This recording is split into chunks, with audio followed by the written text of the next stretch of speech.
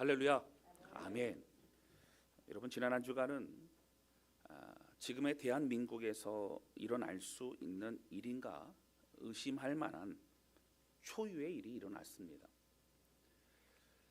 저는 진보나 보수라고 하는 정치적 성향은 누구나 자연스럽게 가지게 되는 그런 개인의 신념과 가치라고 생각합니다. 보수가 생각하는 중요한 가치는 바로 자유입니다. 그리고 진보가 중요한 가치는 바로 평등입니다. 그 가치를 실현하고자 사람들은 각자의 진영에서 최선을 다하는 것, 그리고 정권을 잡고자 하는 것이 바로 정치입니다. 때로는 과격해 보이고 때로는 억울하고 힘든 사건 사고가 있을지라도 이 모든 과정도 사실은 법과 제도 안에서 계속적으로 발전해 오고 또 대화와 타협을 통해서 대한민국은 역사를 써 내려가고 있는 것입니다. 그래서 모든 나라 또 어떤 조직에서든 진보와 보수의 가치가 모두 필요하고 또 서로 견제해주고 또 서로 도움을 주고 있는 것입니다. 그래서 이러한 진영의 가치들은 옳고 그름의 문제가 아닙니다. 다만 국민들을 극단적으로 선동하는 극우와 극좌의 사람들은 결코 한국 정치에 도움이 되지 않습니다. 목회자가 설교 강단에서 정치에 관한 이야기를 하지 않는 이유는 하나님의 말씀을 전하는 것 중요하기 때문입니다. 그리고 목회자의 정치적 견해는 사실 아무런 도움이 되지 않습니다. 왜냐하면 성도들의 마음을 하나님이 아닌 정치적 신념으로 갈라지게 만들기 때문입니다.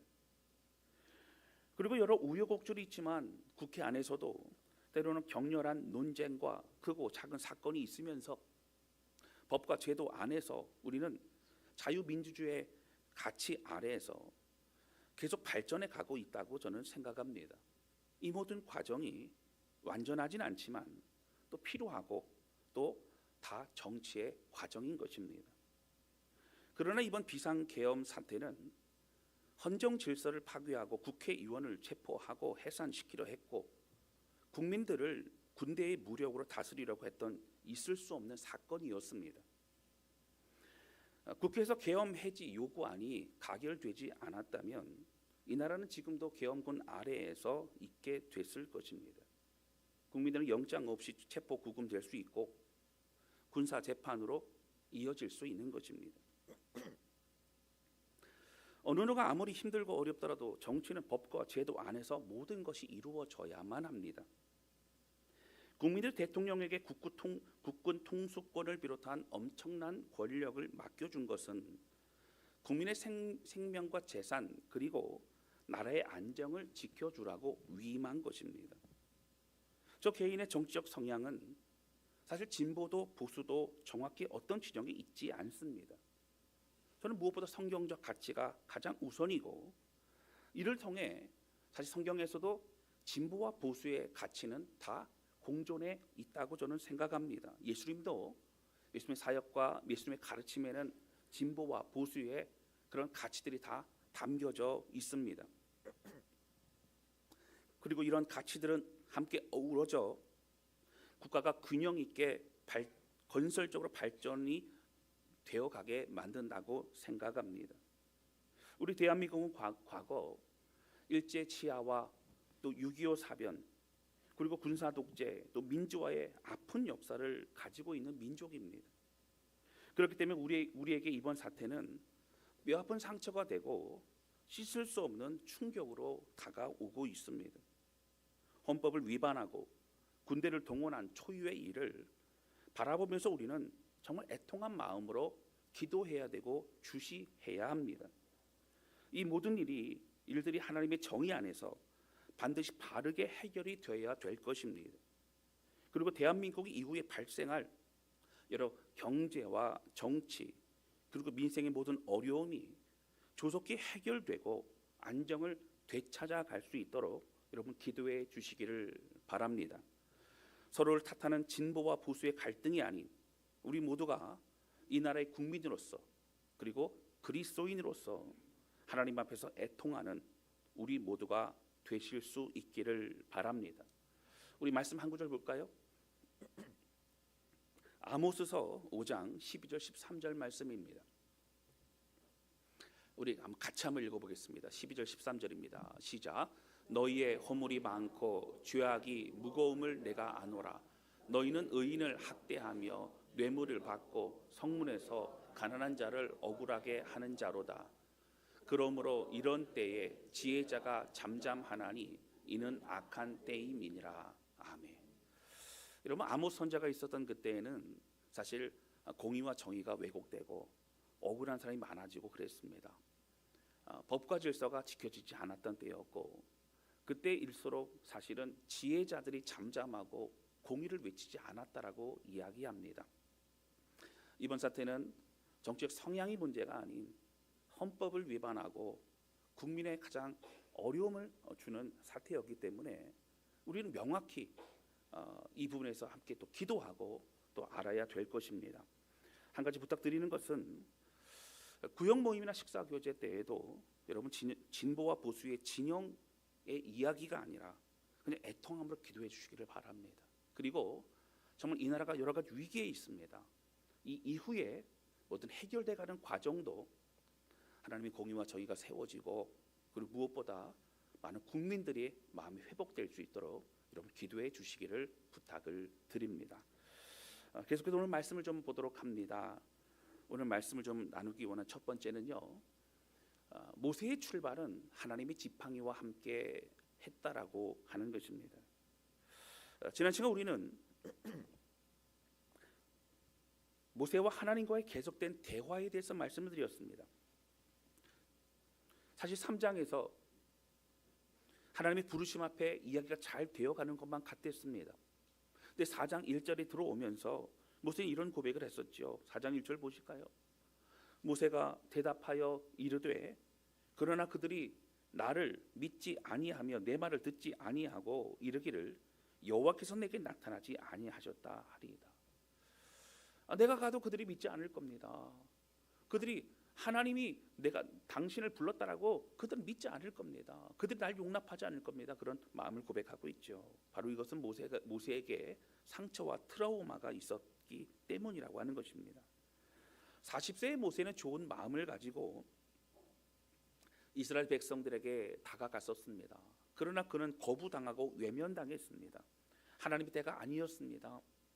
그러나 모세가 80세가 되어 이스라엘 백성들에게 다가가 여호와 하나님이 자신을 보내셨고 그리고 가나안 땅으로 인도하실 거라는 얘기를 하여도 말한다는 것은 큰 두려움으로 다가온 것입니다. 그러나 하나님은 이러한 모세를 지속적으로 설득하시며 대화하셨습니다.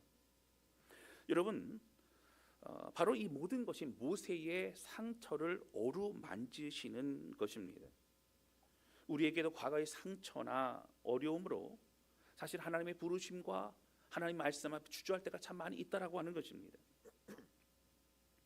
사랑하는 성도 여러분, 우리가 하나님의 부르심과 하나님 말씀 앞에 주저하지 않으시기를 주님의 이름으로 축원합니다. 여러분, 그리고 우리 안에 해결되어야 할 연약한 상처를 가지고 하나님 앞에 나아가 하나님 말씀 앞에 하나님 앞에 직면함으로 우리를 새롭게 하시고 우리를 위로하시는 그 주님의 은혜 앞에 서실 수 있기를 주님의 이름으로 축원합니다. 오늘은 모세가 이제 장인의 집을 떠나 가족들과 함께 애굽 땅으로 그렇게 들어가는 장면입니다. 18절에 애굽에 있는 형제들의 생사 여부를 알기 위해 그 장인 이들에게 얘기합니다. 내가 좀 갔다 올 수 있도록 허락해 주십시오 요청을 하고 있습니다. 그런데 오늘 본문의 말씀 보면 모세의 가족의 모습을 설명하면서 특별히 성경은 오늘 우리에게 강조하고 있는 내용이 있다라고 하는 것입니다. 바로 20절 말씀 보실까요? 자, 우리 20절 같이 읽겠습니다. 시작. 모세가 그의 아내와 아들들을 나귀에 태우고 애굽으로 돌아가는데 모세가 하나님의 지팡이를 손에 잡았더라. 아멘. 여러분, 모세가요 아내와 아들들과 함께 나귀를 타고 애굽으로 가는데 모세가 하나님의 지팡이를 잡았다 이렇게 표현이 되어 있습니다. 여러분, 4장 20절 이전에 모세가 가지고 있는 지팡이를 바로 하나님의 지팡이로 표현한 적이 한 번도 없습니다. 모세의 지팡이였습니다. 그리고 하나님이 들려준 지팡이였습니다. 그런데 이제는 어떻게 해요? 하나님이 지팡이를 손에 잡았다라고 얘기합니다. 자, 그러면 여러분 질문 한 가지 드리겠습니다. 하나님께서 모세에게 새로운 지팡이 주셨을까요? 그렇지 않습니다. 모세가 가지고 있었던 지팡이였습니다. 그러면 하나님이 그 지팡이에 특별한 어떤 능력, 어떤 걸 부어 주셔서 그 지팡이가 다른 지팡이가 되었을까요? 모양이 달라지거나 아니면 뭔가 그런 게 있었을까요? 그렇지 않습니다. 그냥 지팡이였습니다. 여러분, 이것은요 무엇을 알 수 있죠? 여러분, 모세가 달라졌습니다. 지팡이는 똑같습니다. 이제 출발하는 그의 마음속에 하나님 나를 붙드시고 나를 인도하실 것이라고 하는 그러한 강한 하나님이 주시는 믿음 안에서 그의 지팡이가 이제는 하나님의 지팡이가 되었고 하나님의 의지함으로 나아가는 그런 지팡이가 되었음을, 그의 믿음의 상태를 오늘 하나님의 지팡이라고 하는 단어를 통해 우리에게 보여주고 있는 것을 볼 수 있다라고 하는 것입니다. 여러분, 여기에 반증하는 게 또 무엇이 있을까요? 18절 말씀입니다. 18절 말씀 보실까요? 모세가 그의 장인 이드로에게로 돌아가서 그에게 이르되 내가 애굽에 있는 내 형제들에게로 돌아가서 그들이 아직 살아 있는지 알아보려 하오니 나로 가게 하소서. 이드로가 모세에게 평안히 가라 하니라. 여러분, 여기 보시면 이제 사실은 그 족장, 그 가장이 누구예요? 이드로입니다. 사실은 가정이라고 말하기에는 좀 규모가 컸지요. 하나의 족장이라고 말할 수 있습니다. 족장이 이드로였기 때문에 모세는 이드로에게 요청을 합니다. 내가 갈 수 있도록 허락해 주십시오. 근데 여기 표현을 보면 뭐라고 나오죠? 나로 가게 하소서. 갈까 말까를 상의하는 게 아닙니다. 가는 게 어떻겠습니까? 이런 일들이 있었으면 그렇지 않습니다. 모세의 의지가 분명히 그 안에 들어갑니다. 나로 가게 하소서. 내가 가려고 합니다. 허락해 주십시오라고 얘기를 합니다. 여러분, 이 대화에서 이드로가 꼭 가고 싶냐? 너의 마음은 어떠냐?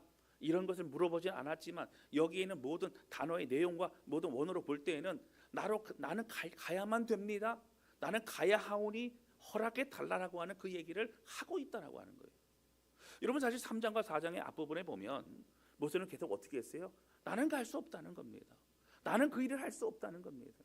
나는 어렵다는 겁니다. 여러분, 그런 여러 상황 속에서 여러분, 모세는 어떻게 이제 마음을 결정했다는 겁니다. 나는 갈 수 있습니다. 나는 가야 됩니다. 그리고 나를 보내주십시오라고 분명히 그런 마음으로 고백하고 있습니다. 모세는 하나님이 이루실 일들을 다시 믿음으로 붙잡고 있습니다. 그는 두려움이 없는 것이 아닙니다. 다시 하나님 앞에 시선을 고정하고 있다라고 하는 거예요.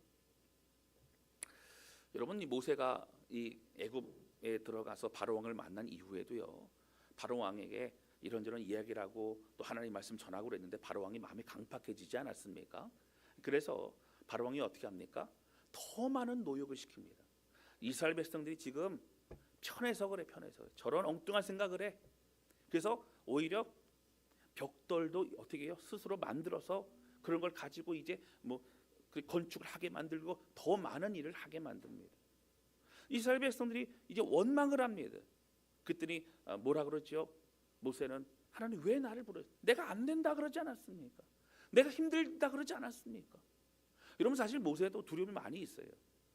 그러나 오늘 본문의 말씀처럼 다시 붙잡고 하나님 다시 붙잡으면서 그 순종의 길, 믿음의 길을 걸어가고 있다라고 하는 것입니다.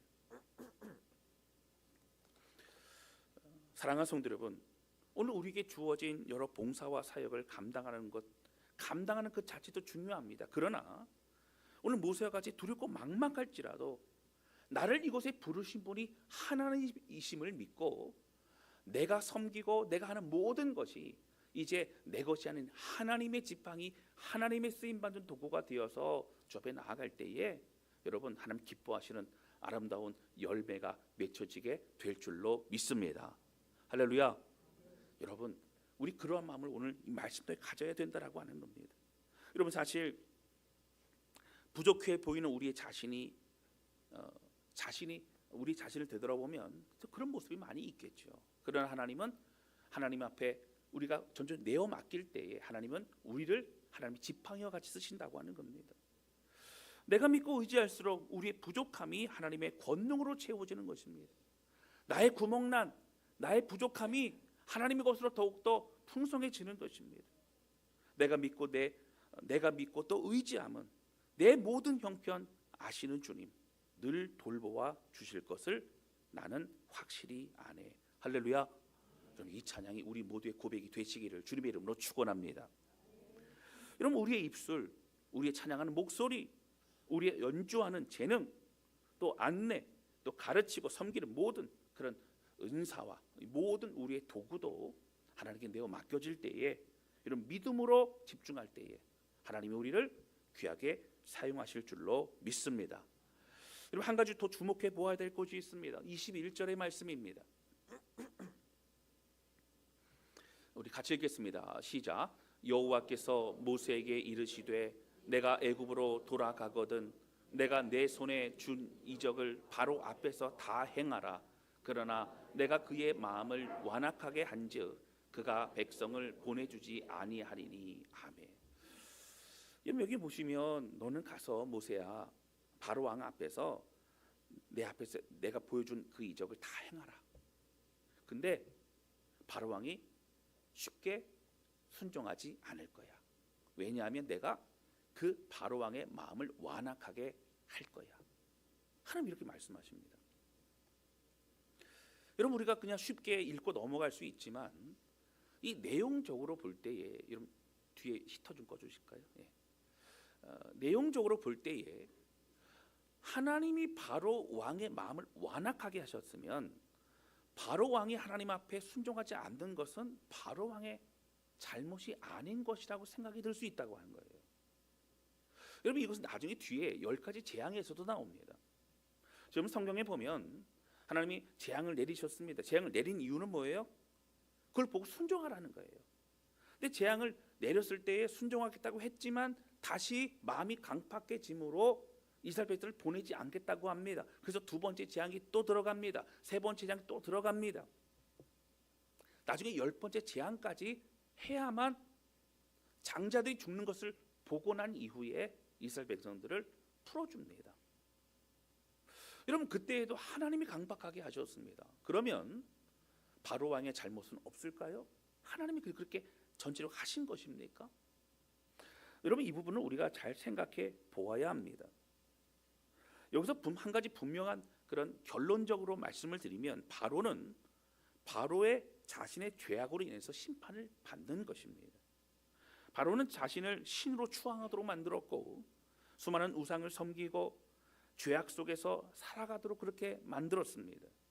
특별히 수많은 백성들이 엄청난 노역을 시켜서 피라미드와 같은 수많은 그런 건축물들을 만들고 자신의 권위를 내세웠던 그런 사람이었습니다. 그들을 고통스럽게 했습니다. 이스라엘 백성들에게도 불법과 또 핍박과 또 고통을 가했던 사람이 바로 왕이었습니다. 이런 바로 왕의 죄악을 하나님 심판하시는 것입니다. 여러분, 로마서에 나오는 것처럼 여러분, 하나님이 이 땅에 죄악을 저지르는 많은 사람들에게 보다 어떻게 하십니까? 내어버려 두신다라고도 말씀하십니다.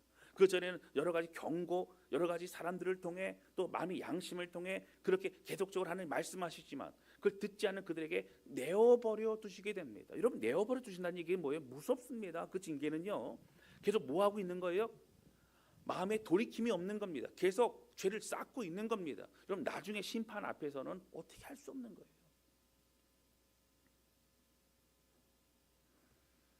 여러분, 어떤 사람들은요, 가나안 땅의 사람들은 왜 죽어야만 되느라고 얘기를 합니다. 정복정죄에 들어가서 하나님 말씀하신 게 무엇이죠? 그들을 진멸하라 말씀하셨습니다. 여러분, 진멸하라는 것은 너무 잔인하지 않습니까? 여러분, 거기 보면 모든 백성들을 죽이라, 가축과도 죽이라, 어린아이도 다 죽이라 말씀하셨어요. 하나님이 이스라엘 백성들만을 사랑하시고 다른 민족들은 잔인하게 학살하는 그런 하나님이실까요? 이것에 대한 논쟁들 참 많이 있죠. 여러분, 이것은 바로 성경 가치를 볼 때 바로 헤렘 전쟁이라고 하는 것으로 우리가 설명하면, 헤렘이 뭐예요? 헤렘이란 단어 뜻이 진멸하다, 온전히 바치다, 온전히 순종하다, 그런 뜻입니다. 여러분 성경학자는 무엇을 얘기합니까? 여러분 이스라엘 백성들이 들어가던 가나안 땅에 이미 차지하고 있던 그 땅에 원주인이 바로 이스라엘 백성이니까 나오라 이런 뜻이 아닙니다.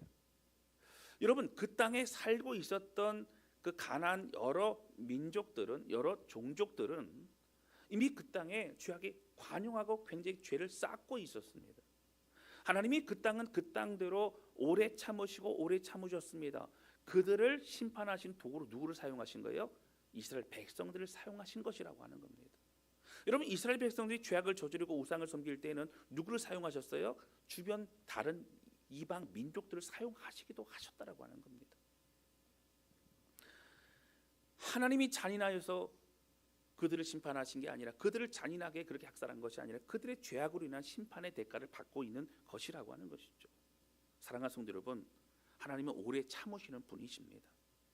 여러분 이 10가지 재앙은 결국 어떻게 됐어요? 이 과정을 통해 이스라엘 백성들과 애굽 사람 모두에게 하나님이 어떠하신 분이신지를 드러내고 있는 굉장히 중요한 사건이 되고 있는 것을 보게 됩니다.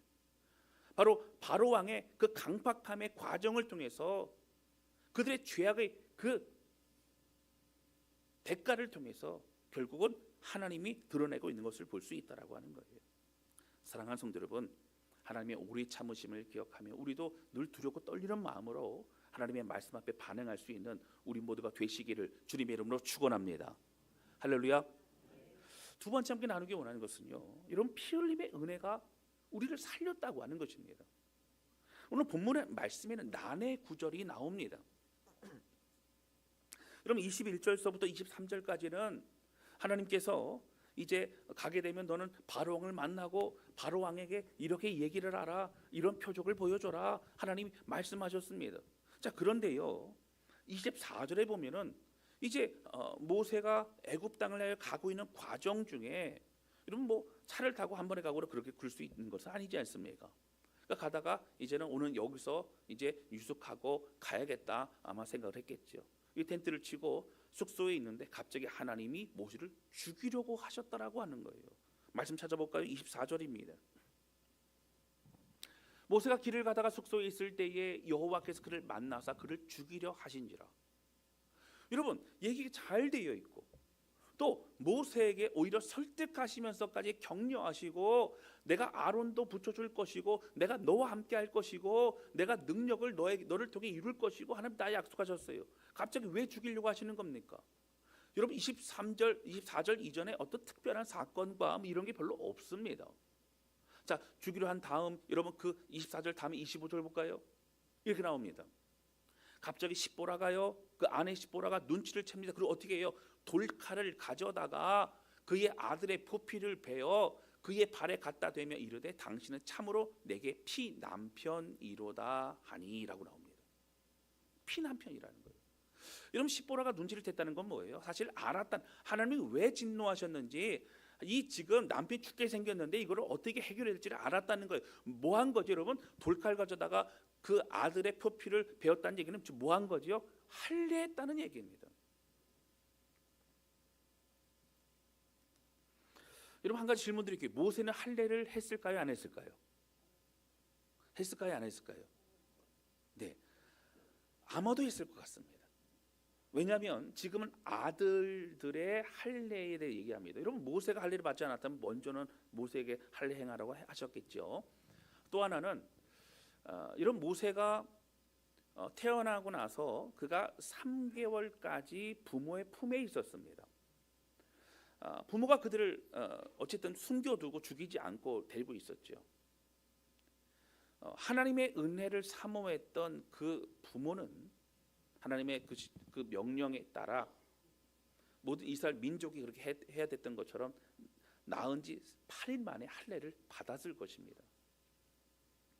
그것을 추정하고 증명하는 것은 바로 이런 겁니다. 바로의 공주가 갈대 상자를 이렇게 건지게 되지 않습니까? 저게 뭐지? 해서 뭐 건져오라서 아마 건졌을 거예요. 근데 뚜껑을 딱 열자마자 뭐라고 얘기를 하죠? 히브리인이 인의 악이라고 얘기를 합니다. 여러분 히브리인의 악인지를 어떻게 할까요? 눈동자 색깔이 다를까요? 머리 색깔이 다를까요? 아니면 뭐 쓰여져 있을까요? 뭐가 다를까요? 이런 잘 모른다는 거죠. 아마 할례되어 있는 모세를 보면서 아, 히브리인의 악이구나 생각했을 것입니다. 여러분, 한 가지 할례라고 하는 것은, 이 할례의 형식은 고대 근동 지방의 히브리인들만 했던 건 아닙니다. 주변의 다른 민족들도 이 할례라는 것을 많이 행했습니다. 그런데 주변 이방 민족들과 히브리인, 바로 이스라엘 민족들과는 개념이 다른 할례를 했습니다. 왜 그러냐면 그들은 성인식 때 할례를 합니다. 성인이 되었다라고 하는 것을 드러내기 위해서 너는 이제 성인이야 인정하는 그 성인식 과정에서 할례를 했던 것입니다.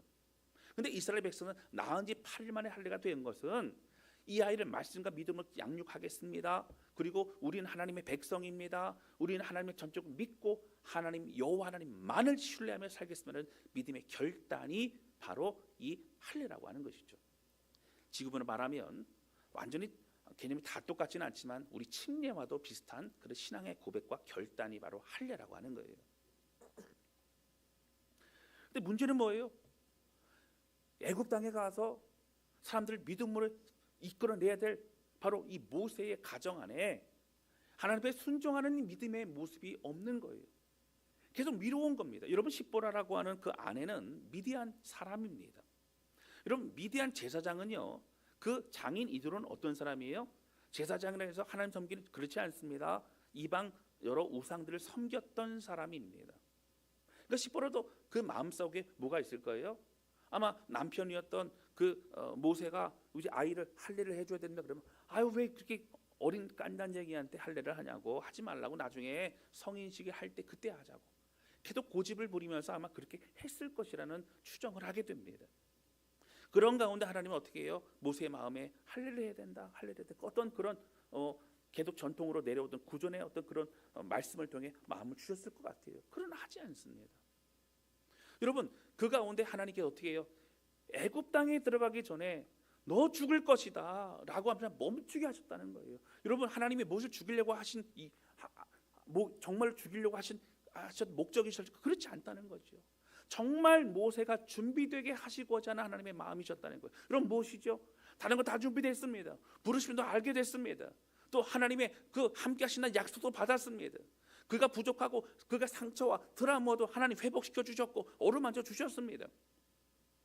그가 믿음을 가지고 그렇게 그의 지팡이가 하나님의 지팡이가 됐어요.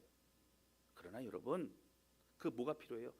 전적인 하나님의 은혜로 인하여 살게 된 바로 그 하나님의 사람이라고 하는, 바로 하나님의 은혜로 인하여 나는 지금 내 삶에 감사와 기쁨이 넘친다고 하는 그 신앙 고백이 너무나 필요했다라고 하는 겁니다. 여러분, 25절 말씀에 보면 같이 볼까요? 여러분, 이렇게 나와요. 포피를 베어 그의 발 앞에 갖다 대며. 여러분, 사실은 성경학자는 이 부분이 중요하게 생각합니다. 이 표피라고 하는 이 원어를 보게 되면 단수형을 씁니다. 그래서 첫째 아들은 할례를 했는데 둘째 아들은 할례를 못했을 것이라는 거예요. 둘째 아들의 문제라는 겁니다. 여러분, 우리가 순종을 할 때에도요, 첫째 아들에게 순종하고 처음 가졌던 마음으로 순종할 때가 있지만 온전히 끝까지 순종하지 못할 때 참 많이 있다고 하는 것이죠. 모세도 변명을 할 수 있을 것 같아요. 하나님, 저도 가정의 평화를 위해서 십보를 제가 이길 수가 없습니다. 그러니 좀 나중에 시간을 갖고 좀 어떻게 했으면 좋겠어, 이런 여러 가지 변명도 할 수 있을 것 같아요. 그러나 여러분, 이 할례라고 하는 것은 믿음의 결단이었습니다. 분명한 나는 누구의 사람인가의 결단이었어요. 여러분, 이스라엘 백성들이 믿는 여호와 하나님 외에는 다른 모든 민족은, 그다음 다른 모든 민족은 유일신을 섬기지 않았다고 하는 거예요. 오직 하나님 여호와 하나님만 섬기는 유일신을 섬기는 민족은 이스라엘 민족밖에 없었습니다. 그렇기 때문에 다른 신과 겹쳐 섬기는 게 아니라 하나님만 섬기고자 하는 그 결단과 믿음의 고백이 필요했기 때문이라고 하는 것이죠. 여러분, 그런데요, 여기 보면 어떻게 됩니까? 바로 십보라가 이 피 묻은 포피를 베어 가지고 왔다고 하는데 바로 이겁니다.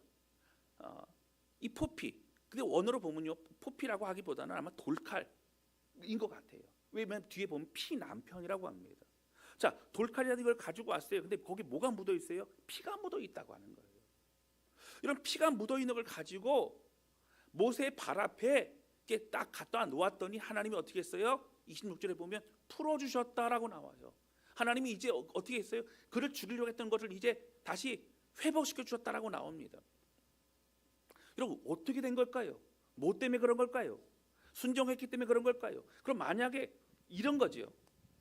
시보라가 둘째 아이의 그런 할례를 행한 다음에 하나님 했어요, 하나님 되지 않았습니까? 라고 얘기하면 하나님도 거기 계시고 들을 수 있으니까 끝나지 않았어요. 왜 그걸 혼례 먹을 때 가지고 와서 모세의 발 앞에 두고 그렇게 했을까요? 여러분 결국 이걸 통해 뭘 알 수 있는 거예요? 여러분 피가 살리는 겁니다.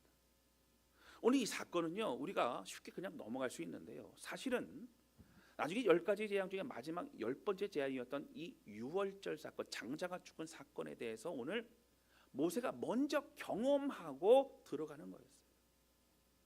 여러분 순종하지 않으면 죽을 수밖에 없는 상황, 그러나 그 피로 인하여 생명을 얻었던 바로 그 사건을 모세가 먼저 경험하고 그리고 애굽 땅으로 들어갔던 것입니다. 여러분 유월절이 무슨 사건이죠? 장자들이 다 죽는다 그랬어요. 여러분 9번째 그 재앙까지요, 애굽의 왕 바로와 또 애굽 사람들 강박합니다. 하나님이 어떻게 하신 거예요? 그들에 대해서 이제 마지막 재앙 10번째 재앙, 장자들이 다 죽을 것이다. 여러분 장자가 죽는 게 중요한 게 아니고요, 장자가 죽는다는 얘기는 그 집이 다 죽었다는 얘기예요. 그 집이 망했다는 얘기예요. 여러분 과거의 장자라고 하는 의미는 모든 게 다 끝났다는 의미입니다. 자 그런데요 그때 뭐라고 말씀하시죠? 다 죽을 것. 그런데 방법이 하나 있는데 살 수 있는 방법은 어린 양을 잡아서 어린 양의 그 피를 가지고 문의 인방과 문 설주에 바르게 되면 죽음의 사자가 그것을 뛰어넘어가게 되고 그 집에는 생명이 죽는 것이 없을 것이라는 거예요. 죽지 않을 것이라는 거예요. 죽을 상황을 모면한다는 것이죠. 여러분 그 당시에 이스라엘 백성들 다 살고 애굽 사람 다 죽었을까요? 여러분 그렇지 않습니다. 그 말을 믿고 양을 잡아 어린 양의 피를 문설주와 인방에 바른 가정은 살고 바르지 않은, 믿지 않은 가정은 죽게 된 거예요. 저는 아마 이스라엘 백성들의 집 안에서도 아마 이런 일들이 죽음이 있었을 것이라는 생각이 듭니다.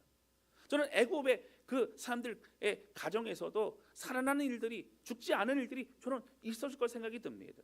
나중에 출애굽할 때에도요 성경에 보면 이스라엘 백성들 이외에도 다른 이방 민족들도 함께 동참하여서 출애굽한 그런 내용들이 나오게 됩니다. 그리고 그들은 섞여 살며 하나님을 믿고 따르는 자들로 그렇게 세워지게 된다라고 하는 것이죠.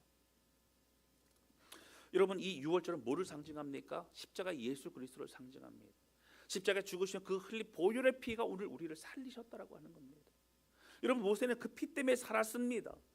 여러분 유월절 어린 양의 그 보혈 때문에, 그 피 때문에 이스라엘 백성들이 살았습니다.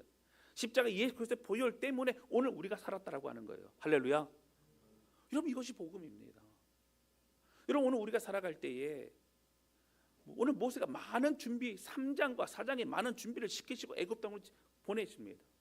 근데 오늘 우리가 믿음의 길을 걸어가고 하나님의 일을 감당할 때 우리는 뭐가 있어야 될까요? 여러분 복음으로 인한 은혜 위에 우리의 모든 섬김과 우리의 헌신이 있어야 된다라고 하는 겁니다. 그렇지 않으면 오늘 우리의 섬김과 헌신은 나의 의가 되고 나의 자랑이 되고 때로는 내가 한 것으로 인해 낙심하거나 좌절하고 또 걸림돌과 여러 방해가 있을 그때에 우린 주저하게 되는 경우가 너무나 많다라고 하는 것이죠. 오늘 말씀 기억하시면서 여호와 하나님을 붙잡고 하나님의 지팡이로 하나님을 의지하고 믿음으로 나아갔던 바로 이 모세를 드러내는 하나님의 지팡이, 그리고 무엇보다 피로 인하여 살리신 하나님의 은혜, 그 주님을 바라보면서 오늘도 끝까지 믿음의 길을 걸어가는 우리 모두가 되실 수 있기를 주님의 이름으로 축원합니다. 여러분 제가 모세 오경을 이렇게 정리하면서 그 주제 단어에 대해서 제가 좀 말씀을 드렸던 것 같아요. 여러분 창세기 혹시 기억나실까요? 혹시 기억나실까요? 몇 가지가 있지만 창조도 있었죠. 근데 뭐가 있었어요? 선택이라는 것을 제가 말씀드렸어요. 창세기는 선택, 하나님이 선택하셔서 아브라함 부르시고 선택하시고 그렇게 있었죠. 출애굽기에서 여러분 중요한 단어가 제가 뭐라고 말씀드렸어요? 구원이라고 말씀드렸어요. 여러분 하나님은 어떻게 했어요? 모세의 갈대 상자를 통해 구원하셨어요. 여러분, 어린 양 유월절 사건을 통해 이스라엘 백성들의 생명을 구원하셨어요. 출애굽 사건을 통해 애굽 땅에서 구원하셨어요. 하나님 우리 계속적으로 구원의 사건들 보여주시고 있으시다라고 하는 거예요. 오늘 구원의 감격, 복음의 은혜를 가지고 여러분 우리에게 맡겨진 사명의 길을 끝까지 믿음으로 걸어갈 수 있는 그러한 저와 여러분 우리 모두가 되실 수 있기를 주님의 이름으로 축원합니다. 할렐루야. 이 시간 찬양 주 앞에 드리며 기도하는 시간을 갖도록 하겠습니다.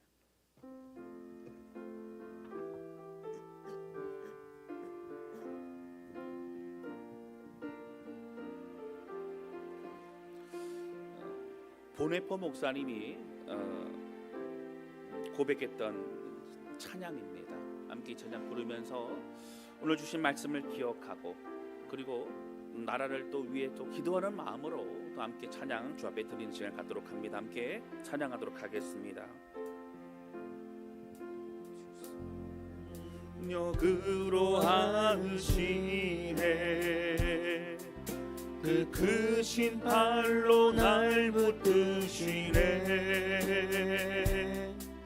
절망 속에도 흔들리지 않고 사랑하는 주 얼굴 구하리 이전의 괴로움 날 애워싸고 고난의 길을 걷는다 해도 주님께 모두 맡긴 우리 영혼 끝내 승리의 날을 맞으리 선한 능력으로 일어서니 주만을 지하리 믿음으로 우리 고대 아래 주 오실 그날 영광의 새 날을 맞이하리 주님이 마신 고난의 쓴잔 주님이 마신 고난의 쓴잔을 우리도 감사하며 받으리 주님의 남은 고난 채워가며 예수와 복음 위에 살리라 선한 능력으로 일어서니 주만 의지하리 믿음으로 우리 고대 안에 주 오실 그날 승리의 새 날을 맞이하리 우리 시간 기도하기 원합니다. 기도할 때 하나님 아버지 오늘 주신 말씀 기억합니다. 하나님 우리에게 맡겨진 모든 사명 또 걸어가야 될 믿음의 길 두렵고 또 외롭고 여러 가지 고통의 마음이 있지만 하나님 아버지 간절히 소원합니다. 우리를 붙잡아 주셔서 하나님 여호와의 지팡이 믿음으로 주님 바라보게 해주시고 하나님 보혈의 은혜로 내가 회복되어지고 내가 구원받고 내가 하나님의 은혜로 살아가고 있음을 기억하며 그 복음의 은혜 위에 죄를 감당한 우리 모두가 되게 하여 주소서. 하나님 이 나라 이 민족을 긍휼히 여겨주시고 이 어려움과 이 고통 속에 하나님 공의와 정의가 바로 설 수 있도록 하나님 우리와 함께 하여 주소서. 우리 간절한 마음으로 고백하며 주 앞에 기도하기 원합니다. 다 같이 기도하시겠습니다. 살아계신 아버지 하나님 고백하며 기도합니다.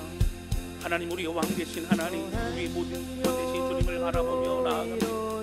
하나님 주의 능력으로 주의 은혜 안에 거하기를 원하오니 성령님 붙드시고 함께해 주시옵소서. 아버지 우리의 마음속에 믿음으로 다시 주님 붙잡고 다시 주님 바라보며 오늘도 끝까지 주의 길을 걸어가는 우리 모두가 될 수 있도록 하나님 역사하여 주시기를 원합니다.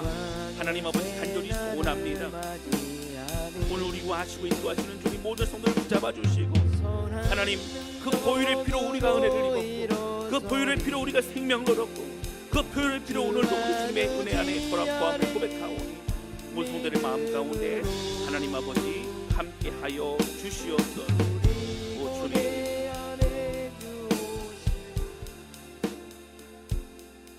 하나님 아버지, 오늘 말씀을 통해서 주저했던 모세, 그러나 애굽 땅을 향하여 발걸음을 옮기는 결단을 하게 하여 주시고, 이제 그의 마음이 믿음으로 하나님을 의지하기 때문에 그의 지팡이가 하나님의 지팡이라고 표현되고 있는 걸 보게 됩니다.